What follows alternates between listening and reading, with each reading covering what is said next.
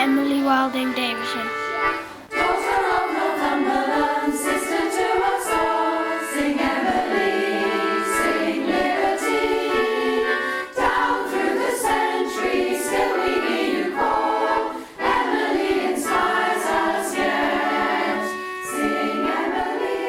She was an educated lady.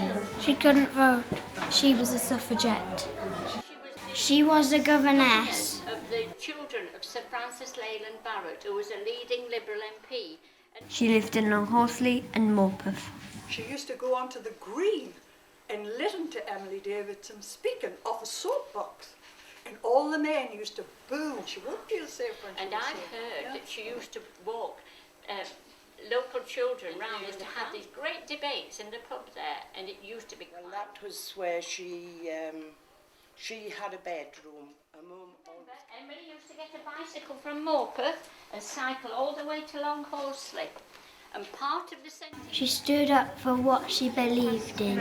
Were seen as the more dominant person, especially like how women weren't allowed to have their own properties. The WSPU, which is the Women's Social and Political Union. She was a member of the Women's Social and Political Union. And they would fight to get the vote. They were the first organised group of feminists, and every woman should be a feminist. Not women are better, but they're equal. We're the first people to challenge that and say, well, actually, we are equal. So what we're going to do about it to make sure that we have equal rights. Why did they use bicycles?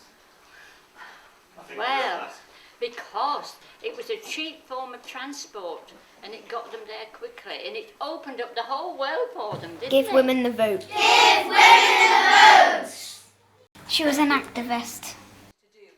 There was strange things going on about the post. You know that some suffragettes posted themselves today. They went to the post office and they said, I'm a parcel, take me to Downing Street. They stamped them and they were led by the postman to Downing Street. They were individuals, these suffragettes. They definitely were. And he was escorting the Prime Minister through Newcastle. And all ambushed the car and threw rocks at it. And there was paper up round it saying deeds not worth. There were people who had different opinions and who actually stood up and said them instead of hidden away. They sort of they didn't just stop. They didn't whisper, they sort of shouted out their opinions instead of, just sitting quietly and getting on with what the men told them to do. Votes for women. Just when they got hold of Emily, do you know what they did? They threw her on the ground and sat on her. She hid in the Palace of Westminster. She was arrested. I don't think they ever should have been arrested for protesting about women's rights. I think sometimes the way people protest can be argumentative and quite forceful, and sometimes it needs to be a bit more peaceful, but I don't think there's any reason why they shouldn't have been protesting like that. The militants were not being militant just for the sake of being militant. They were doing it to draw attention to something that was very important that had been covered up by the establishment. The end justified the means. They didn't consider what they were doing was wrong. It was, and how do you keep going to jail if you know you're going to be force-fed and ill-treated? She went on hunger strike. She was force-fed. They were force-fed because they didn't want any of the suffragettes to die by not being fed. So they force-fed them. And it was a very cruel practice. Emily was actually force-fed 49 times. She protested. To ask freedom for women is not a crime. She fought because she was strong. Well, She was determined. A number of things. The Derby is now, and was then, one of the biggest sporting events in the world. Emily and the suffragettes were very clear. She wanted about the getting King's their attention. point of view in front of the public. Film was coming in and would be used, so that's, a really good way did she go to Epsom of using the media to to show deliberately things. commit suicide. She They went had there a whole to series of activities of raising the profile by doing something. She had a sash for the sporting King. events. Do this for women. She's got to do it in a specific way to get her point across. Not just do it for herself, but do it for other women as well. She collided with the King's horse. Dead for a reason, fighting for what she believed in. It was so stark and so brutal what happened that I flinched. You can see that she'd come round and she was stood there and looking. She wanted to just try and put her colours on there. The sash lay on the grass.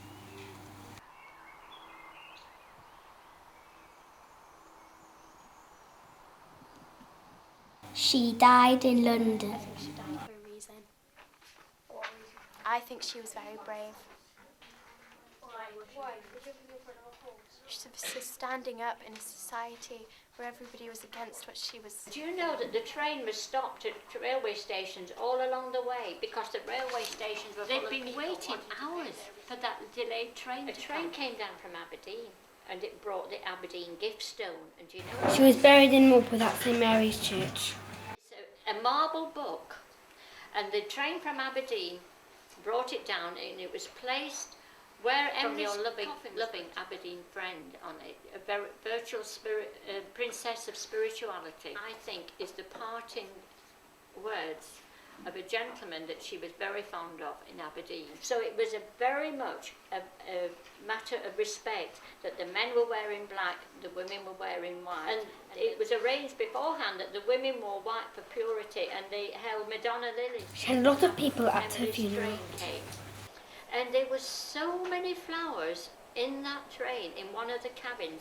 People were coming from far and wide to see this spectacle, and a young boy came on his bicycle and they were the ones who carried the banner, which was the family had made for Emily, and the suffragettes of Northumberland had made, and it said, "Welcome home, Northumberland hunger striker." It's like one of the defining events in Morpeth. Valiant in courage and faith. She was given a warrior's burial with grave goods. She was buried with her medals and everything. The coffin was interred into the grave and the banner was put on top of that. She was only 41 when she passed away. I have fought a good fight.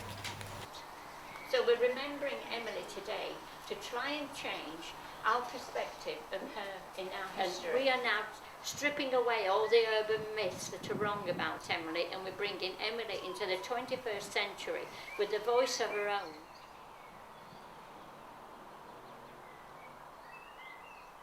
Deeds, not words. Deeds, not words! A good role model because she shows very determined to prove good points across and made a difference Now in women society. are equal. Now women can vote. I don't know why men Britain's allowed to vote, but I think it's better. I think it's better now because women are allowed to vote. Vote when your time comes. Don't say, "I'll sit in a house, I'm not bothering to go." Go and if you vote. think about what the suffragettes and the suffragists went through to get the vote for us, I think we have a responsibility to. Now women should vote. Now women should be equal. It's a question of all, isn't it? Do we recognise inequality? Do we just say that's what life is and we'll carry on and it doesn't matter? More women in politics.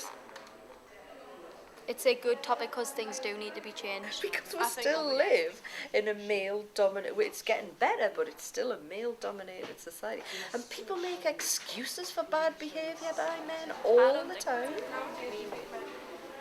It never changes our world. The more we know, the more it stays the same. Now women should be equal everywhere. Look at those ladies in Bangladesh who were sewing to earn money, and they were sewing in a building that was so... Do you think men and women have equal rights? badly built. Not everywhere, not globally.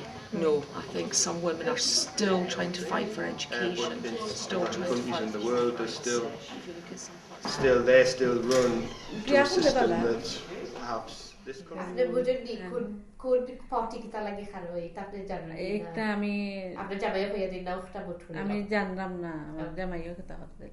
Okay, আর जो after বড় করে নিয়ে যেন এই দেশ England আর বাংলাদেশ বেশ famous তারা বেটাইন betting দেখিলা তারা जो দেখুন বেশ ফেমাস কিলা আপনার কোকা এই দেশত তো তারা খামে কাজে বিজি বেটাইন সকল Desho to tara goro buya kita hora.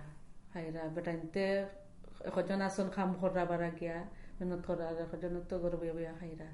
Te betinte kham khorin dak desho. Betante ruje horiane ania khawailain.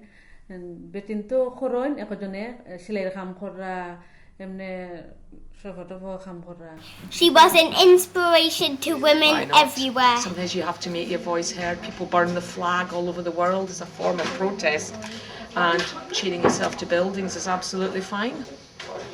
I wouldn't resort to violence. That's what I wouldn't do. But I think there are ways of using words and actions to inspire others. Society that men and women should be. Equal rights isn't necessarily about women going out and working just as men do if they don't want to. If they want to stay in the house, it doesn't mean that they don't believe in equal rights. It just means that's what they want. I think everybody has the right to, be treated equally as another person, and gender shouldn't really matter. I think it's very important for women to vote, but I think women feel very underrepresented in Parliament. Because there are so few women MPs, there are so few representatives of women when we're more than half of society. I think it's a very different world now. I think people aren't as passionate about voting, which is a shame. So I think she was a great inspirational woman. I wouldn't go as far as dying, but I would go as far as I felt was needed. So I probably wouldn't break the law, but if I believed in something quite strongly, I'd go quite far. I feel very strongly about it as a woman myself. Some of the reasons I go out and vote is because women died for my vote, so it'd be disrespectful not to go out and vote and have my opinion. But I think for this country, men and women have quite equal rights now, and I think that'll probably stay the same. Just that I'm pleased it happened, and that I'm pleased women now do have equal rights in this country, and that I can make the most of that.